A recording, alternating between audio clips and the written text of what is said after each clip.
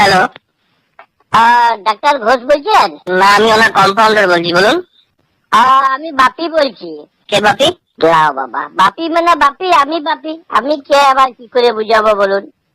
বলছি যে আমার বউ 7 মাসের পোয়াতি আছে, তো ডাক্তার বলেছিল 7 মাস হলে পরে একবার চেক আপ করে নিয়ে যাবেন, তাই নামটা লেখাচ্ছি। আচ্ছা, নামটা বলুন। আমার বউ। কি বলছেন? আমার বউ, আমার বউ? আপনার লয়, আপনার লয়, আমার বউ। আরে দাদা, আপনার আপনার বউয়ের তো একটা নাম আছে নাকি? সে তো থাকারই কথা। লেখুন, ঝুমা রানী। ঝুমা রানী রায়। বলি ঝুমা রানীটা একসঙ্গে লিখবেন। আরে বাবা, নাম লিখতে জানি। সে তো বুঝলাম, কিন্তু জানেন তো আধার কার্ডে ঝু লিখিছে, তারপরে ফাঁক দিয়ে পরে মারানি। এই আধার কার্ডে লোককে দেখাইতে পারি, তাই বলে দিলাম আর কি। বয়সটা বলুন, বয়সটা।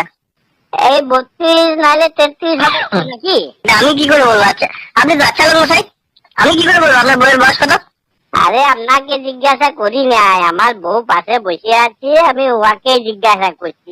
আর আপনি অমনি আমাকে শুধু শুধু ধমকাচ্ছেন কেন? আরে দাদা, আরো পেশেন্ট আছে দাদা, ব্যস্ত আছি। তো আমার বউ কি পেশেন্ট লয় নাকি? নাকি আমি টাকা দিব নাই? আচ্ছা ঠিক আছে, শুনুন শুনুন, আমি নামটা লিখে দিয়েছি, আপনার বউকে খালি পেটে আনবেন। আচ্ছা মশাই, আপনি তো বেশ কথা বলছেন। বললি আপনাকে তো বললাম আমার বউ 7 মাসের পুয়াতি, তোমাকে আমি খালি পেটে কি করে নিয়ে যাবো?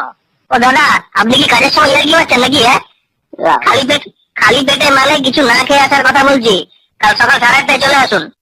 দাদা কালকে হবে নাই, কালকে আমার একটু কাজ আছে, মাঠে ফাটে একটু খেতারও করতে হবে, আমি পরশু যাবো।